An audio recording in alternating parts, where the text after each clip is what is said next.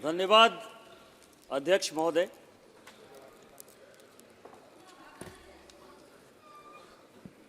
एक बिहारी का दोहा है सर कि सत सइये के दोहरे जो नावक के तीर, देखन में छोटन लगे घाव करे गंभीर।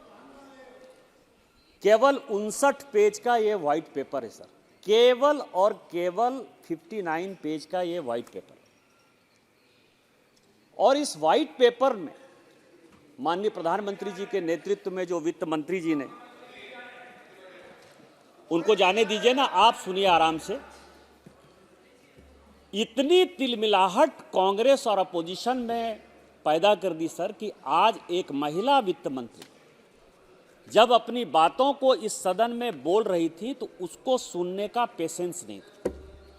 हमने तो अपोजिशन के मनीष तिवारी जी को बड़े शांतिपूर्वक सुना सर, और मुझे आपका संरक्षण चाहिए, क्योंकि मैं जो बोलूँगा शायद इनको तिलमिलाहट हो।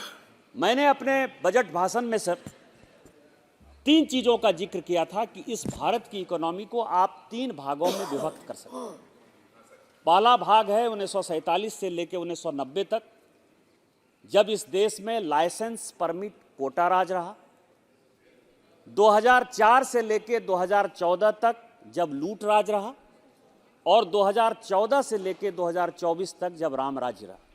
और आज मैं पूरा का पूरा अपना स्पीच केवल और केवल लूट राज पर करूंगा सर, जो व्हाइट पेपर का पार्ट। अध्यक्ष महोदय, माननीय प्रधानमंत्री जी जब अयोध्या में राम मंदिर के स्थापना के लिए गए थे तो उन्होंने एक बड़ा अच्छा संदेश दिया था देश को, और देश को बताने की कोशिश की थी कि राम भारत की आस्था है। ये सभी जानते हैं, राम भारत की आस्था है और राम भारत का आधार है। लेकिन इस व्हाइट पेपर को देखने के बाद जो मैं अनुभव कर पाया हूं सर, कि अपोजिशन की आस्था भ्रष्टाचार है, भ्रष्टाचार उनकी आस्था है, और भारत ही भ्रष्टाचार है। इसी में उनकी पूरी की पूरी जो है पार्टी और पूरा का पूरा अपोजिशन डूबा हुआ है। हमारे यहां एक कहावत है कि बांटी चुट्टी खाए राजा घर जाए, और दूसरा होता है कि सर्वनाशे समुत्पन्ने अर्ध्या त्यजति पांडित। आज जो सिचुएशन है, इन्होंने भारत की स्थिति जो पैदा कर दी सर, उसमें ये सभी जो अपोजिशन के लोग एक साथ आपको इकट्ठा दिख रहे हैं अध्यक्ष महोदय, उसका कारण केवल और केवल भ्रष्टाचार है जो इस व्हाइट पेपर में। और उनको लगता है कि माननीय मोदी जी जो कह रहे हैं, ना खाएंगे ना खाने देंगे। भ्रष्टाचार के ऊपर जो पिछले 10 साल में इतना बड़ा अटैक है, उसमें से हमारा अस्तित्व नहीं बचेगा। इसीलिए बचने के लिए उन्होंने ये रास्ता चुना है कि सभी बाघ बिल्ली भेड़ सब जितना है वो सब इकट्ठा हो जाओ, क्योंकि भ्रष्टाचार एक ऐसा विषय है जो जनता के सामने चला जाएगा। सर, मनीष तिवारी जी अच्छे वक्ता हैं, मैं उनका सम्मान करता हूं। एक कहावत है मनीष जी, एक बड़ा अच्छा शहजाद ने एक बड़ी अच्छी शायरी लिखी कि गुजरने दी नदी को वो रात मैंने, गुजरने दी नदी को वो रात मैंने, घड़ी पर रख दिया था हाथ मैंने। आपने अपनी घड़ी को शांत कर दिया। आपको भ्रष्टाचार नहीं दिखाई देता है, भाई भतीजावाद नहीं दिखाई देता है, आपको करप्शन नहीं दिखाई देता है, आपको केवल ये दिखाई देता है कि हम कैसे गलत चीजों को डिफेंड करें। अच्छे वकील हैं, स्वाभाविक है। व्हाइट पेपर के बारे में आपने कहा, व्हाइट पेपर 2012 में यूपीए सरकार ने जारी किया था ब्लैक मनी पर। एक कमेटी बनी थी ब्लैक मनी पर। सुप्रीम कोर्ट का आदेश आया था अध्यक्ष महोदय 2011 में, इंप्लीमेंट नहीं किया। किसने इंप्लीमेंट किया? 26 मई 2014 को जब माननीय प्रधानमंत्री जी ने चार्ज लिया, उसी दिन पहली कैबिनेट में ब्लैक मनी पर जो है टास्क फोर्स बनाया गया। किस तरह की बात कर रहे हैं आप? सर, ऑयल के बारे में इन्होंने कहा, मैं जवाब देने के लिए नहीं खड़ा हूं क्योंकि मेरा विषय लूटराज है, मैं उस पर जाता हूं। लेकिन आप ये कह रहे हैं, ठीक है आपके समय पेट्रोल डीजल का दाम बहुत बढ़ रहा था, एग्री, लेकिन आपने क्या किया? ऑयल बॉन्ड के तौर पर आपने इस देश के लोगों पर कितना बड़ा बोझ डाला है, यह आपको पता है, यह जानकारी है। आपने अपने बजट से ऑयल कंपनी को पूरा नहीं किया। आपने ऑयल बॉन्ड सॉवरेन गारंटी के तौर पर दे दिया और उसको रिटर्न करने की जिम्मेवारी मोदी सरकार को दे दी, जो आज भी ऑयल बॉन्ड का पैसा दे रही है। 10 साल से 1 लाख करोड़ सर, 1,10,000 करोड़ का जो है ये ऑयल बॉन्ड उन्होंने जो है अपनी पीढ़ी को ऊपर छोड़ दिया। सर, अर्थशास्त्र की बात करते हैं, एनपीए की। मैं जहां से माननीय वित्त मंत्री जी ने खत्म किया वहीं से शुरू करना चाहता हूं। ये व्हाइट पेपर है सर, ये व्हाइट पेपर में मनीष तिवारी जी के जानकारी के लिए मुझे लगता है कि वो ब्लैक पेपर ज्यादा पढ़ लिए, व्हाइट पेपर नहीं पढ़ पाए सर। व्हाइट पेपर में 2003-4 का आर्थिक सर्वे जिक्र है, और आर्थिक सर्वे में मैं पूरा नहीं पढ़ना चाहता। आर्थिक सर्वे में आप ही के वित्त मंत्री जब ये पेपर ले कर रहे हैं, उसमें वो कह रहे हैं कि हम आभारी हैं पुरानी सरकार को, वाजपेयी सरकार के हम आभारी हैं, जिन्होंने की इतनी अच्छी अर्थव्यवस्था मुझे छोड़ी है, जिसके आधार पर कि हम गरीब कल्याण के कई एक काम कर सकते हैं। ये उनका व्हाइट पेपर है सर। और दूसरा व्हाइट पेपर है 2013-14 का, इसी व्हाइट पेपर में जो आप छोड़कर गए और जो हमने जो है ले किया, उसमें यह कहा गया कि बैलेंस ऑफ पेमेंट ऐसा बिगड़ा हुआ है कि शायद हम अपने एम्प्लॉय को पैसा दे पाने की भी स्थिति में नहीं। पढ़ना चाहिए कि 10 साल में हम 1998 से, आप जब कहते हैं कि 5.8% आपका जीडीपी ग्रोथ रहा 1998 से लेकर 2004 तक, आपको यह बताना चाहिए कि 96 में क्या था, 97 में क्या था, 95 में क्या था, 94 में क्या था, 2%, 3%, 3.5%, 4%, 5% से ज्यादा जो है कभी इकोनॉमी नहीं रही सर। और जब हमने चार्ज लिया, जब 97 के बाद हमको चार्ज दिया गया, तो वो इकोनॉमी केवल और केवल 3% पर थी। उस 3% की इकोनॉमी को जब हम आपको छोड़कर जा रहे थे, उस वक्त उस देश की इकोनॉमी 2003-4 का 8% पर था। आप उसको कहीं बाहर नहीं ले गए, और हमारे किए हुए काम को आप 2004 से लेकर 2009 तक बढ़ाते रहे। 2009 के बाद से लेकर 2014 तक, यहां उदासी बैठे हैं, हमारी कमेटी है, आपका जीडीपी ग्रोथ जब हमको आप छोड़ रहे थे, केवल और केवल 2.6% था। और इस कारण से आपने उसके पूरे मापदंड को बदल दिया, जिसके कारण कि हम देश को, दुनिया को दिखा पाए कि हमारी इकोनॉमी 3.5, 3.4 बढ़ रहा है।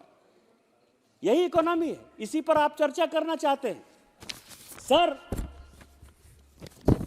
मैं जहां था, इनकी सरकार ने बड़े अर्थशास्त्री थे सर। मनमोहन सिंह जी अर्थशास्त्री थे, चिदंबरम साहब अर्थशास्त्री थे, रघुराम राजन साहब अर्थशास्त्री थे, रंगराजन साहब अर्थशास्त्री थे, मोंटेक सिंह अहलूवालिया। मतलब आप ये समझिए कि इस देश दुनिया में जितने अर्थशास्त्री हो सकते हैं, सब अर्थशास्त्री इस सरकार को चला रहे थे। हमारे यहां कहावत है कि ज्यादा जोगी मत हो जा। इतने जोगी, इतने अर्थशास्त्री हो गए थे सर कि पूरे देश की इकोनॉमी का इन्होंने भट्ठा बैठा दिया। इनको कमेटी बनाने का बहुत शौक है सर।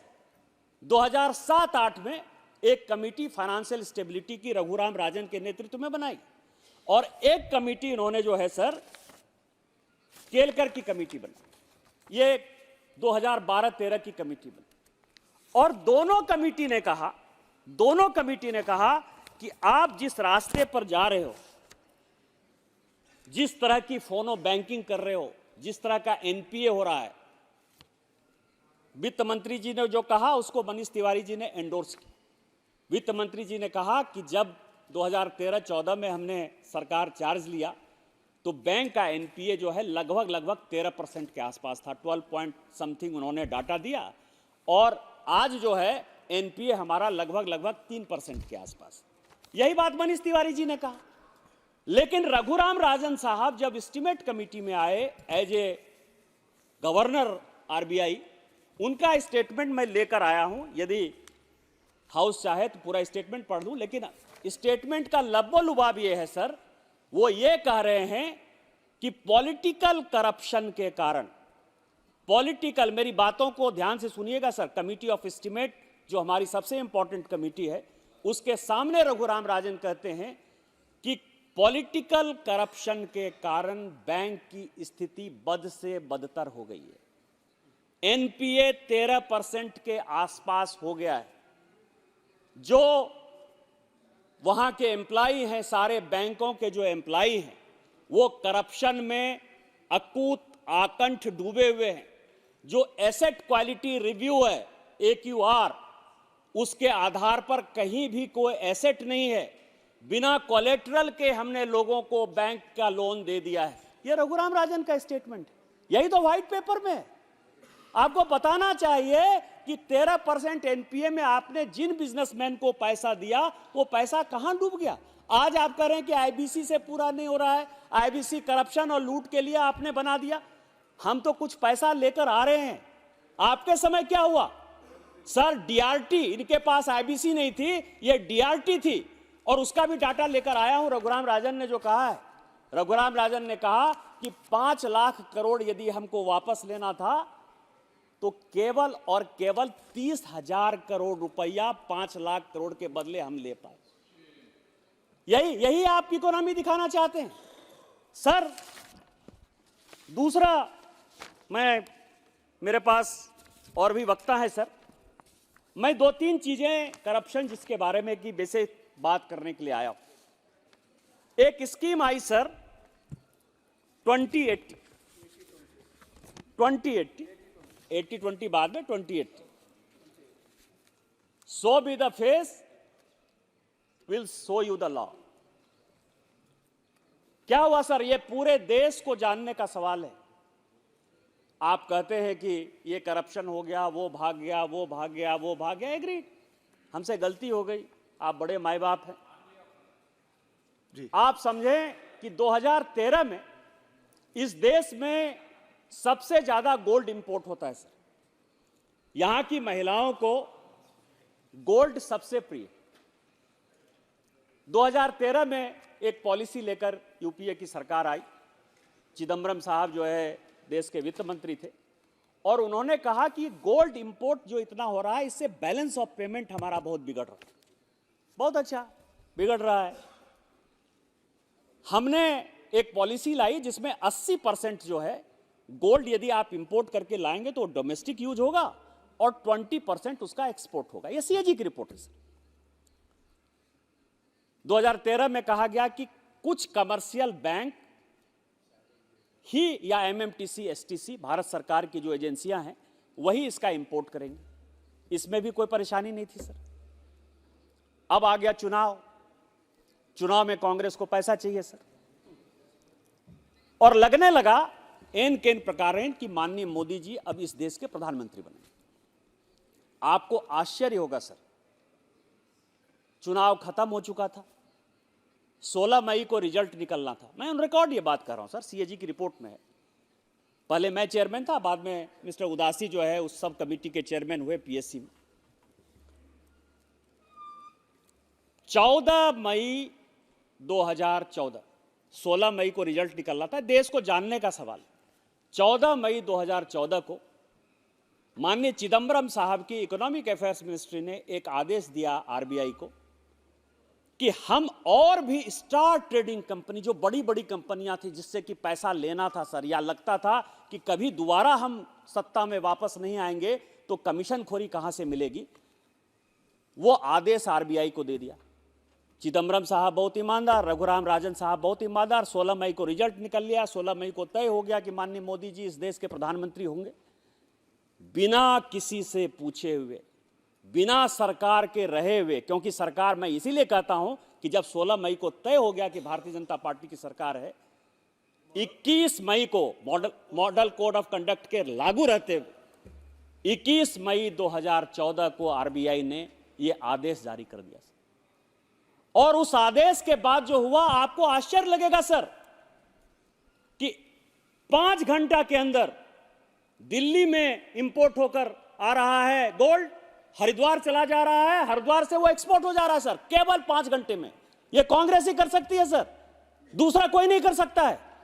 हमारी कमेटी ने सीबीआई इंक्वायरी की बात कही सर। हमारी सरकार ने नवंबर 2014 में इस स्कीम को बंद किया सर। उसको लगा कि इस देश में कम से कम 1 लाख करोड़ का घोटाला हो गया। क्या आप यही देश चलाना चाहते? क्या यही देश छोड़कर आप गए? घोटाले पर घोटाले, घोटाले पर घोटाले। करप्शन की भी, पैसा खाने की भी एक सीमा होती है। दूसरा इसी व्हाइट पेपर में है सर, एंट्रिक्स देवास। मैं आपको बताऊं कि सेना हो, दुनिया हो, देश हो, रक्षा हो, सुरक्षा हो, आम आदमी हो, इससे इस सरकार को कोई लेना देना नहीं था सर, यूपीए की सरकार को। और क्या हुआ सर, 2005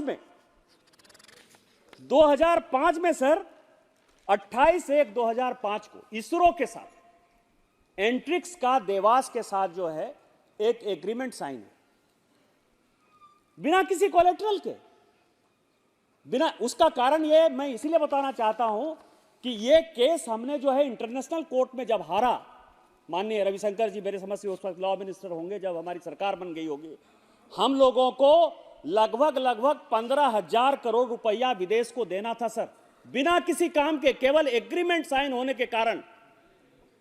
28/1/2005 को चिदम्बरम साहब ने ये एग्रीमेंट साइन कर दिया और ये कह दिया कि आर्बिट्रेशन जो है वो विदेश की धरती पर होगा। उसमें जो रामचंद्रन नाम के आदमी थे सर, उनके साथ उनकी रिश्तेदारी थी। भारत का पूरा इसरो का जो है मैनेजमेंट फेल हो गया सर। आज भी भारत सरकार उससे करा रही है। सीबीआई ने केस किया है, 600 करोड़ रुपया जो है उसका अटैच किया है हमने सर। इसके बावजूद भी सुप्रीम कोर्ट को आदेश देना पड़ा कि आर्बिट्रेशन का जो ये क्लाउज भारत सरकार ने लगाया है इसमें करप्शन की बू है और हम विदेशी धरती पर हुए किसी आर्बिट्रेशन को नहीं मानते हैं। उसके बावजूद भी सर ये एंट्रिक्स देवास डील हुआ। मनमोहन सिंह जी को डार्क में रहकर ये पूरी सरकार करती रही सर, कांग्रेस सरकार का ये हाल। तीसरा सर, मैं आपको बताऊं,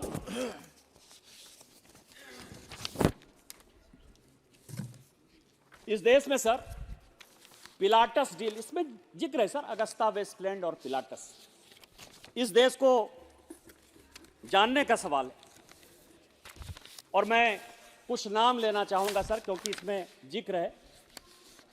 आप ये समझें सर कि एक ऑफसेट क्लाउज का जो है, माननीय Vajpayee ji make in India, made in India करना चाहते थे, हम मेक इन इंडिया करना चाहते हैं और आज आपको पता है कि डिफेंस में हम बहुत ज़्यादा एक्सपोर्ट कर पा रहे हैं। वो माननीय मोदी जी की नीतियों के कारण हम कर पा रहे हैं और डिफेंस एक ऐसा सेक्टर है जहां की हम एक्सपोर्ट करने की स्थिति में। 1 लाख करोड़ का जो है डिफेंस का एक्सपोर्ट हुआ सर। अब आप समझिए कि एक एग्रीमेंट जो है साइन हुआ, संजय भंडारी भागा हुआ है सर, और उसने एग्रीमेंट साइन किया कि पिलाटस का जो है उसको ऑफसेट क्लॉज मिलेगा। एक कंपनी उसने बनाई, वो कंपनी काम नहीं की, लेकिन जो उसका अकाउंट नंबर है सर उसमें 2012 में 13 जून को 2012 को उसका अकाउंट नंबर है, दुबई का अकाउंट नंबर है सर 1021497657901। ये संजय भंडारी के कंपनी का अकाउंट। इस अकाउंट में पैसे जो है जमा हुए लगभग 400 करोड़ के आसपास। जैसे ही ये पैसा जमा हुआ सर, ये 13 जून को, नहीं बता रहा हूं सर, मैंने कहा कि डिफेंस डीलर है, मैं आगे जाऊंगा ना, मतलब थोड़ा सा धीरे धीरे। 13 जून को ये पैसा ट्रांसफर हुआ सर, मैं ऑन रिकॉर्ड कर रहा हूं, जितने भी पेपर कोई मांगना चाहेगा सारे पेपर मेरे पास है। ओके। इसके बाद सर एक मकान खरीदा गया इसी अकाउंट से, 12 ब्रांसन स्क्वायर, उसी कंपनी ने खरीदा सर लंदन में सर, और उस मकान की कीमत लगभग 50 करोड़ के आसपास थी जो उस अकाउंट से ट्रांसफर हुआ।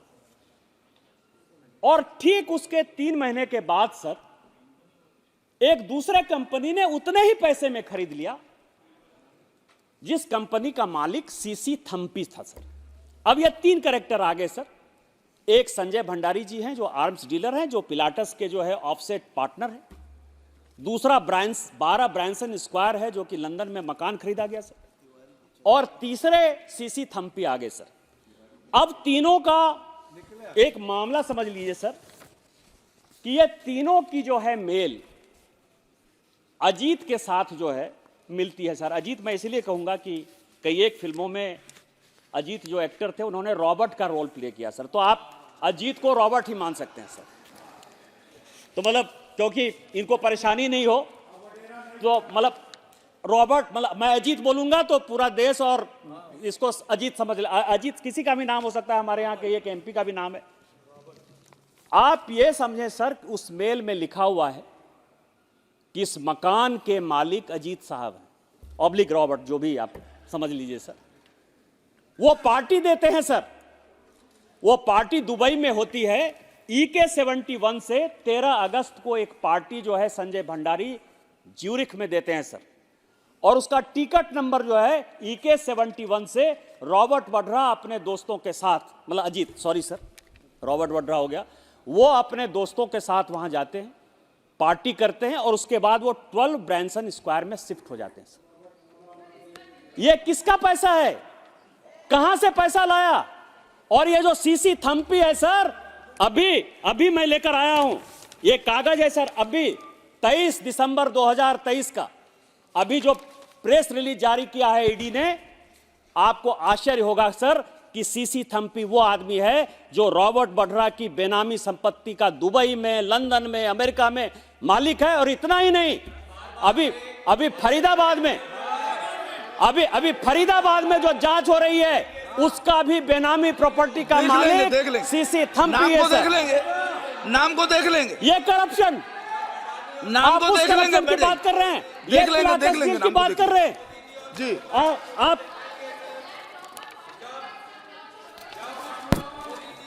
आप ये समझिए।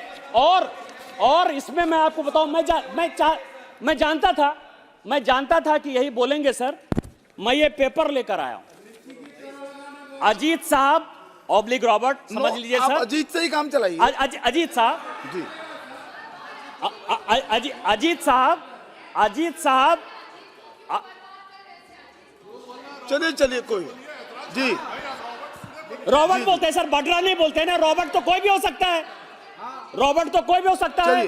मैं आपको बताऊं सर कि जो ईडी ने चार्जशीट पेश की है सर, उसमें जगदीश शर्मा, कांग्रेस का कार्यकर्ता, जो उनका बेनामी प्रॉपर्टी देखता है रॉबर्ट साहब का, संजय भंडारी, मनोज और उस वक्त के तत्कालीन डिफेंस मिनिस्टर, बहुत ईमानदार थे सर, मैं उनके बड़ी इज्जत करता हूं। उनके बेटे अब हमारी पार्टी में आ गए हैं, मुझे बोलने में भी ये लगता है। उन सबों का फोन टेप चार्जशीट में मौजूद है। ये इनका करप्शन है, ये व्हाइट पेपर है और इसी को माननीय प्रधानमंत्री जी बाहर करना चाहते हैं। क्या यही करप्शन है? पूरा डिफेंस डील आपने कर लिया। आज मेक इन इंडिया में अभी सतपाल जी ने कहा कि 1 लाख करोड़ से ऊपर जो है, जो इसमें कहा गया है कि हमने मेक इन इंडिया में क्या किया, आपने क्या किया? ऑफसेट क्लॉज के नाम पर। और यही कारण है कि आपको कभी राफेल दिखाई देता है, कभी HAL दिखाई देता है। आपने कहा कि HAL डूब जाएगा। आज HAL most profit making company है, इसी बेंगलोर की कंपनी है। आपको प्रधानमंत्री जी के ऊपर भरोसा होना चाहिए। आपकी तरफ करप्ट शासन नहीं चल रहा है। आपने पूरे डिफेंस को जो है दलालों के हाथ में डाल दिया। मैं और दलालों का नाम नहीं बोलना चाहता। आपने इतना भी नहीं सोचा कि अगस्ता वेस्टलैंड हेलीकॉप्टर, उसमें आपको ध्यान हो सर कि एयरफोर्स के चीफ को जो है जेल जाना पड़ा। क्यों जेल जाना पड़ा? क्योंकि उसका जो हाइट था, उस हाइट को, उसके स्पेसिफिकेशन को आपने चेंज किया। आपको भारत की रक्षा की चिंता नहीं, सुरक्षा की चिंता नहीं, देश की चिंता नहीं, आर्मी की चिंता नहीं, नेवी की चिंता नहीं। हम उसकी चिंता कर रहे हैं, माननीय प्रधानमंत्री जी चिंता कर रहे हैं। आपने केवल और केवल करप्शन किया है। और मैं आपको कह सकता हूं दावे के साथ कि ये भारतीय जनता पार्टी की सरकार है, माननीय प्रधानमंत्री जी की सरकार है। न खाएंगे न खाने देंगे। जो भी भ्रष्टाचारी है वो जेल के अंदर जाएगा सर। दूसरा स्कैम है सर, सेना पर ही सुप्रिया जी यहां साथ दे रही है कांग्रेस को। आदर्श सोसाइटी स्कैम, सेना के जमीन को जो कारगिल युद्ध में जो मर गए थे बेचारे सैनिक, जो शहीद हुए थे, उनके लिए जमीन था सर। नेवी का जमीन था सर। इनके मुख्यमंत्री यहां संसद में सदस्य रहे, अब दिवंगत हैं, हम उनका सम्मान करते हैं। विलासराव देशमुख ने 24 घंटे के अंदर उसको जो है लाइसेंस दे दिया सर। जयराम रमेश बहुत ईमानदार बनते हैं सर। सीआरजेड की पॉलिसी में लक्षद्वीप का विकास नहीं हो सकता है, बंबई का विकास नहीं हो सकता, गोवा का विकास नहीं हो सकता, लेकिन सीआरजेड पॉलिसी को धता बताकर इस आदर्श स्कैम में, क्योंकि कौन कौन लोग हैं सर, अशोक चौहान से लेके कांग्रेस के कम से कम 50 लोगों का नाम मैं कह सकता हूं ब्यूरोक्रेट का, जो कि आदर्श स्कैम में उन्होंने जो है सबको जमीन दे दिया, सबको मकान दे दिया सर। यही है। जैसे आज हमारे मुख्यमंत्री जेल गए हैं सर, यही सेना की जमीन बेच कर गए। इनका मैंने कहा ना कि ये सभी जो है कि आपदा जब आती है सर्वनाशे समुत्पन्ने अर्धे त्यजति पांडिता, तो चूंकि भ्रष्टाचार में इनको सबको लगता है कि सब जेल चले जाएंगे, तो उसके आधार पर इन्होंने क्या किया है सर कि बचो बचो बचो, और बचने के लिए क्या करें, मोदी का विरोध करो, मोदी का विरोध करो, मोदी का विरोध करो।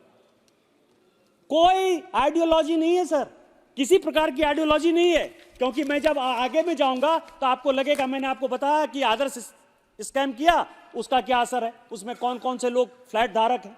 उसी तरह से मैंने आपको कहा कि हेमंत सोरेन जी क्यों जेल हैं, वो सेना की जमीन बेचकर ही है। इसके आगे देखिए सर, इसके आगे आईएनएक्स मीडिया केसेस। इस देश में हर्षवर्धन जी से लेकर रविशंकर प्रसाद जी हैं, हमारे मंत्री भी बैठे हुए हैं, स्मृति जी बैठी हुई हैं। सबको भारत सरकार में एक अधिकार कि सेक्रेटरी इतने तक का प्रोजेक्ट पास कर सकता है, मंत्री इतने तक का प्रोजेक्ट पास कर सकता है, और कैबिनेट इतने तक का प्रोजेक्ट पास कर सकता है। सबको अधिकार है, सबको डिस्क्रिशन है, और उसके आधार पर भारत सरकार बड़ी ट्रांसपेरेंट तरीके से काम करती है। ये आईएनएक्स मीडिया है सर, इसमें एफआईबीपी बोर्ड माननीय चिदंबरम साहब देख रहे थे।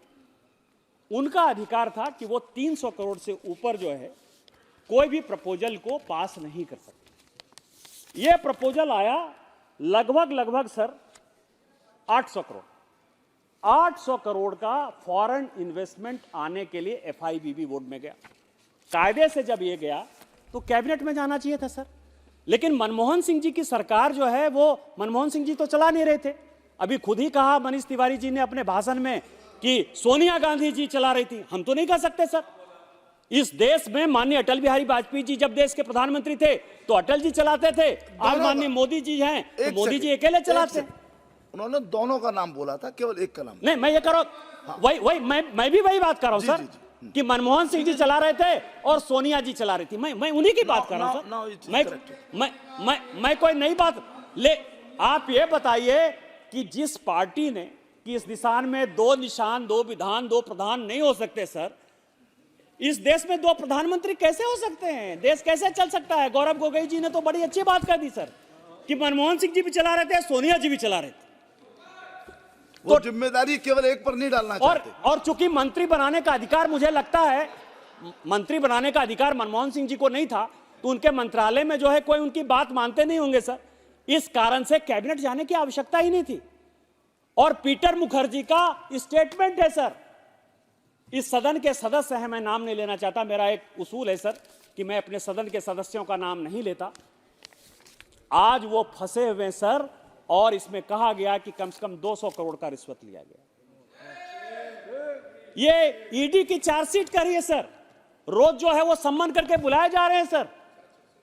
कितना पैसा खाओगे, कितने चीजों में पैसा खाओगे? देश के बारे में भी तो कभी सोचो यार। तीसरा केस है, चौथा केस है सर एयरसेल मैक्सिस, सब इसमें लिखा हुआ है सर एयरसेल मैक्सिस। अब आप समझें एयरसेल मैक्सिस, यहां नहीं है हमारे डीएमके के सदस्य, नाम नहीं लूंगा, मंत्री थे, टेलीकॉम के मंत्री थे सर। आप ये समझें कि उन्होंने, और मैं ये बात इसीलिए बड़ी गंभीरता से कह सकता हूं कि हमारे कई एक मित्र थे जो एयरसेल को खरीदना चाहते थे, जब भी फाइल जाती थी एयरसेल के लिए एक अच्छे डील के साथ, वो फाइल मंत्री जी, क्योंकि उसका एक टाइम लिमिटेशन होता है कि जब आप किसी एग्रीमेंट करोगे किसी कंपनी के साथ तो है कि 10 दिन में उसको ख़त्म करना है, क्लोज कर देना है, 20 दिन में कर देना है। 3 महीने का हमेशा समय मिलता रहा। हचिसन भी जो है इसको खरीदना चाहता था। हचिसन 6 महीने तक मंत्री जी के इर्द गिर्द घूमता रहा, उन्होंने कोई समय नहीं दिया। उन्होंने कहा कि नहीं, बेचने की आवश्यकता नहीं। जब मैक्सिस आया सर, तो मैक्सिस लेके खुद मंत्री जी आए। एक तरह से समझिए कि रिवॉल्वर सटाकर उस वक्त के तत्कालीन इन्वेस्टर जो थे शिवशंकर, उसने रोते हुए अपना स्टेटमेंट दिया। रिवॉल्वर सटा के कहा गया कि तुमको इसी के साथ डील करना है, नहीं तो किसी और के साथ डील करोगे तो मैं उसको कदापि नहीं होने दूंगा। और इसमें लगभग सर 3,565 करोड़ का डील हुआ। और जो ईडी की चार्जशीट है वो ये कह रही है सर कि लगभग 742.58 करोड़ मारन परिवार को गया। क्यों नहीं सपोर्ट करेंगे सर? मैं केवल चार्जशीट पढ़ रहा हूं सर, मैं कोई अपनी बात नहीं कर रहा हूं। नहीं जो चार्जशीट है और इनके एसेट जो है नो सर, और इनके एसेट जो है वो ईडी यू ने वांट जब्त टू किए हैं, चैलेंज इट एंड इफ यदि वो उसको ऑथेंटिकेट करेंगे तो माना जाएगा। मैं टेबल करने को तैयार हूं। इनके एसेट चेंज किए। आप कह रही हो तो क्यों नहीं? आप ये समझिए कि मैंने तो अभी कांग्रेस के बारे में कहा सर, मैंने रॉबर्ट के बारे में कहा, मैंने चिदम्बरम साहब के बारे में कहा, मैंने विलासराव देशमुख से लेकर अशोक चौहान की बात कही। अब ये इनके सहयोगी हैं सर। इसी कारण से इनको लगता है कि यदि बाटी चुटी खाए राजा घर जाए, यदि मिलजुल कर रहेंगे और हमको बहुत पैसा मिलेगा तो क्यों नहीं होंगे। क्योंकि इस तरफ यदि आ गए तो ना खाएंगे ना खाने दे के थ्योरी में जो है, यदि खाते हुए पकड़े जाएंगे तो जेल चले जाएंगे। इसी कारण से जो है इंडी गठबंधन, यही आप कह सकते हैं। इसके बाद सर देख लेंगे, इसके बाद सर किसी शब्द को देख लेंगे ना प्लीज। एक स्कैम की जी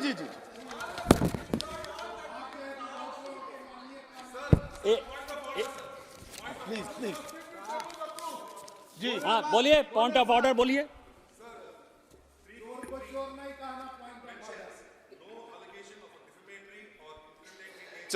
Shall be made by a member against any person unless the member has given adequate advance notice to the speaker and also to the minister concerned, so that the minister may be able to make an investigation into the matter for the purpose of reply.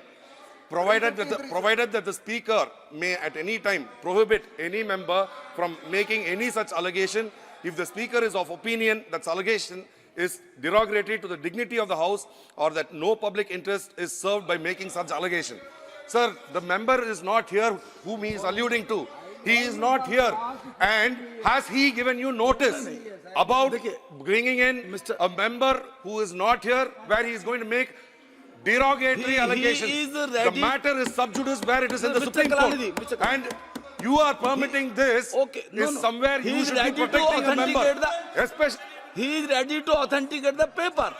No. He is just quoting something and he is ready to authenticate that also. No. please carry on. Honorable member, you just please. Okay. Sir. He is reading. He is ready to authenticate that. He is ready to authenticate that. No. Please. Sir, सभापति महोदय, Robert तो इस देश में बहुत लोगों का नाम हो सकता है ना, उनको क्यों लड़ाई हो रही है, उनको क्यों झगड़ा परेशानी हो रही है सर?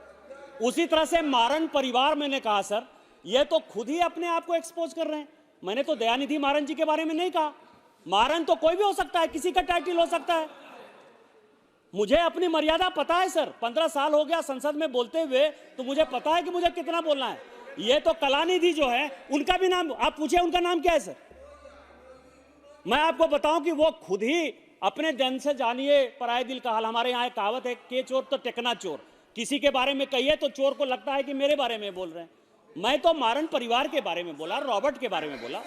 सर जो है, इसी कांग्रेस के युवराज ने सर क्या कहा सर, कि मोदी ओबीसी ही नहीं है। इतनी परेशानी है इन लोगों को सर, सारे अपोजिशन को, वो ओबीसी नहीं है और उनको कहते हैं वो तेली है। आप ये समझिए कि जाति सूचक शब्द बोलने में भी एक सम्मान होता है। हमारे यहाँ उस समाज का कंट्रीब्यूशन है सर। यदि वो समाज नहीं रहता तो आज ये समझिए कि लोगों का चक्का चूल्हा नहीं चलता सर, घर दरवाजा नहीं चलता सर। उन्होंने इस देश में कंट्रीब्यूट किया है सर, और कोई ऐसा गांव नहीं है जहां कि उनका कंट्रीब्यूशन नहीं है। उसके बारे में इस तरह की शब्दें बोल रहे हैं सर। मैं केवल दो छोटे छोटे चीज और बोलना चाहूंगा सर, मतलब और भी वक्ता है। एक सर शारदा चिट फंड, इसमें सर शारदा चिट फंड की बात आई। हम लोग जिस इलाके से हैं सर, माननीय मोदी जी के प्रधानमंत्री बनने तक आप ये समझें कि बैंकिंग की स्थिति ये थी। लोग कहते हैं ना कि जनधन अकाउंट खुल गया, 50 करोड़ लोगों को जो है अकाउंट मिल गया। आप ये समझें कि किसी को फायदा हुआ या नहीं हुआ, हमारे इलाके में फायदा हुआ सर। हमारे इलाके में चूंकि बैंक के ब्रांच नहीं थे सभापति महोदय, इस कारण से लोग चिट फंड कंपनी में, मल्टी स्टेट कोऑपरेटिव कंपनी में या इस तरह के गुमराह करने वाले स्कीम में जो है अपना पैसा इन्वेस्ट करते थे। और यही कारण है कि बंगाल का, बिहार का, झारखंड का जो है बहुत ज़्यादा डेवलपमेंट नहीं हुआ, क्योंकि एक तो कैश डिपॉजिट रेशियो में सर जो हम लोगों का कैश जमा होता है तो उसमें जो हम लोगों का क्रेडिट और डिपॉजिट का रेशियो है, दोनों में बहुत फर्क है सर। आज भी वो 30% 35% से ऊपर नहीं आ पाया, जिसके बारे में कि रूडी जी बोल रहे हैं। रूडी जी भी बड़ा प्रयास करते हैं कि जो है क्रेडिट मिले हमारे लोगों को, हम लोग भी लगातार प्रयास करते हैं। आप ये समझें कि उसी में बंगाल में शारदा चिट फंड का एक बड़ा काम हुआ सर। मैंने आपको कहा ना कि ये सभी एक साथ इकट्ठा क्यों हो गए, और उसमें जब रेड हो रहा है सर, बंगाल में रेड हो रहा है, तो किसी मंत्री के यहां 50 करोड़, किसी के यहां 40 करोड़, किसी के यहां 20 करोड़ कैश पकड़ा रहा है सर। ये देख, बंगाल की मैं बात कर रहा हूं। और उस पैसे का क्या यूज हो रहा है, जो मैंने आपको कहा कि जिस तरह से तिरुपति से पशुपति तक एक नक्सलिज्म हो गया था, नक्सल का एक बेल्ट बन गया था, उसी तरह से आज की डेट में पूरा का पूरा बांग्लादेशी, चाहे वो बरपेटा, नौगांव से आप शुरू करिए, धुबरी होते हुए वो मालदा, मुर्शिदाबाद, किशनगंज, कटिहार, पाकुड़ और ये साहबगंज, गोड्डा होते हुए जो एक कॉरिडोर बना है सर, ये सारे पैसे, इलीगल पैसे एक पॉलिटिकल पार्टी के हाथ में जा रहे हैं, और उसका सिंगल पॉइंट एजेंडा केवल मुस्लिम वोट बैंक है सर। यही व्हाइट पेपर है, यही इस देश को बताने की आवश्यकता है कि इस तरह के जो इलीगल इलिसिट मनी है उसका क्या उपयोग हो रहा है। और अंत में सर, चूंकि हम झारखंड के हैं और 15 साल तक झारखंड और बिहार करप्शन से बहुत परेशान रहा। हमारे बच्चों का विकास नहीं हुआ, हमारे यहाँ रोड नहीं बना, हमारे यहाँ नाले नहीं बने, विस्थापन और पलायन जिसके कारण कि पूरे देश भर में जो है बिहारी लेबर हो गए सर। और आज बिहार के लोग कहीं जाते हैं तो उनको, जैसे मान लीजिए कि बॉम्बे, दिल्ली, कलकत्ता, मद्रास यदि कमाने के लिए जाएं तो लोगों को लगता है कि हम पॉपुलेशन पर बोझ हो रहे हैं, जबकि 80% 85% से ज़्यादा माइंस और मिनरल्स हम देते हैं। हमारे कारण ये देश है सर, चाहे वो झारखंड हो, छत्तीसगढ़ हो, उड़ीसा हो, वेस्ट बंगाल हो, मध्य प्रदेश हो। यदि हम नहीं हो तो शायद इस देश की इकोनॉमी जो है नहीं बढ़ पाए। आज भी मैं दावे के साथ कहता हूं सर कि ये रेलवे यदि चल रहा है तो 40% से ज़्यादा रेवेन्यू केवल और केवल अकेला झारखंड देता है, अकेला झारखंड देता है। हमारा इस देश को बढ़ाने में, आगे चलाने में जो है बहुत बड़ा योगदान रहा है। लेकिन सर, हमारे बच्चों को नौकरी, आज माननीय मोदी जी ने चतुर्थ वर्ग में सारे जो इंटरव्यू हैं, साक्षात्कार हैं, उसको बंद कर दिया। थर्ड और फोर्थ में जो कि तृतीय वर्गीय श्रेणी के कर्मचारी थे, जो चतुर्थ वर्गीय श्रेणी के कर्मचारी हैं, उसमें अब किसी को जो है इंटरव्यू देने की आवश्यकता नहीं पड़ती। लेकिन सर क्या हुआ, इसमें इस व्हाइट पेपर में है लैंड फॉर जॉब स्कीम, इसमें लिखा हुआ है। मैं व्हाइट पेपर के अलावा जो ये है ना, ये बाइबिल है मेरे लिए, रामायण है, महाभारत है, इसके आगे जो है मैं कहीं नहीं जाऊंगा। मैं केवल ये बताऊंगा कि आपने किस तरह से लूटराज किया और किस तरह से ये इंडी गठबंधन एक गठबंधन बन गया है। उसमें मैं आपको बताऊं, घमंडिया गठबंधन जो है, आप ये समझें, उसमें जिन बच्चों ने पैसा दिया उनकी ही नौकरी लगी सर। जो बच्चे के माँ पिताजी पैसा देने की स्थिति में नहीं थे, उनका जो है उनका जमीन जबरदस्ती लिखवा लिया गया, अपने नाम से लिखवा लिया गया, सेल कंपनी बना ली गई। इसी दिल्ली से लेके बॉम्बे तक और बाहर तक जो है आलीशान जो है उन्होंने मकान खरीद लिया सर। बच्चों की जिंदगी बर्बाद हो गई। आज उनके माँ बाप जो है करा रहे हैं, ये स्थिति है सर। और उस कारण से हमारे बिहार में ऐसा हुआ कि वो व्यक्ति जेल गया। आज भी जो चार्जशीट चल रही है, मुझे लगता है कि पूरा का पूरा परिवार जेल जाएगा। क्या इसी तरह की अर्थव्यवस्था बनाना चाहते हैं आप? अर्थव्यवस्था छोड़कर गए जो एक करप्ट अर्थव्यवस्था थी। 40 साल में आपने जो देश का विकास होना चाहिए उस विकास को नहीं किया। 10 साल जो आपका शासन रहा 2004 से लेकर 2014 तक, वो केवल और केवल लूट का इतिहास है। ये इस देश को जानने की आवश्यकता इसीलिए है कि उस वक्त जब हम सरकार में आए तो आज वो एक ट्रांसपेरेंट सरकार देख रहे हैं, भ्रष्टाचार मुक्त सरकार देख रहे हैं, वो माननीय मोदी जी के विकास को देख रहे हैं, वो रेल देख रहे हैं, वो एम्स देख रहे हैं, वो ऐसी स्थितियां देख रहे हैं जिसमें लगता है कि अमेरिका और लंदन हमसे पीछे हो जाएगा। वो ऐसी अर्थव्यवस्था देख रहे हैं जो आज 5 नंबर पर है और तीसरे कार्यकाल में हम तीसरे स्थान पर पहुंच जाएंगे। लेकिन उनको ये नहीं पता है कि जब माननीय मोदी जी आए किस तरह की अर्थव्यवस्था लेकर आए। लोगों को खाने के लिए पैसा नहीं था, लोगों को सरकारी कर्मचारी को देने के लिए पैसा नहीं था। और किस कारण से था? तो कोई भी स्कैम ऐसा नहीं था, चाहे वो 2G हो, चाहे वो कोलगेट हो, चाहे वो आदर्श स्कैम हो, चाहे वो 2080 हो, चाहे वो डिफेंस का घोटाला हो। सारे स्कैम को यदि मिला लीजिए तो 2004 से लेके 2014 तक इस सरकार ने बैंक के स्कैम से लेके सारे तक लगभग 60 लाख करोड़ का स्कैम किया था। ये सारे पैसे ब्लैक मनी के तौर पर स्विट्जरलैंड से लेके टैक्स हेवन तक में जो है जमा है सर। जो पनामा पेपर से लेके पेंडोरा पेपर तक आ रहा है, वो ये बता रहा है कि 2004 से लेके 14 तक किस तरह की अर्थव्यवस्था को हमने जन्म दिया है। इसीलिए ये सब जानने की आवश्यकता थी। हम शुक्रगुजार हैं कि माननीय प्रधानमंत्री जी ने इस पर चर्चा कराकर इस देश को बताने का प्रयास किया कि हम बहुत ही सलीके से इस देश को बचा के लाए हैं, राम राज्य स्थापित करने आए हैं, राम 1000 साल के बाद आए हैं। हम माननीय प्रधानमंत्री जी के प्रति शुक्रगुजार हैं कि हम भारतीय जनता पार्टी के कार्यकर्ता हैं। आप जीते रहिए, आपकी जिंदगी बढ़ती रहे और जब तक आप जीते रहें इस देश के प्रधानमंत्री रहें, यही हमारी कामना है। इन्हीं शब्दों के साथ जय हिंद, जय भारत। श्री वी कलानिधि जी।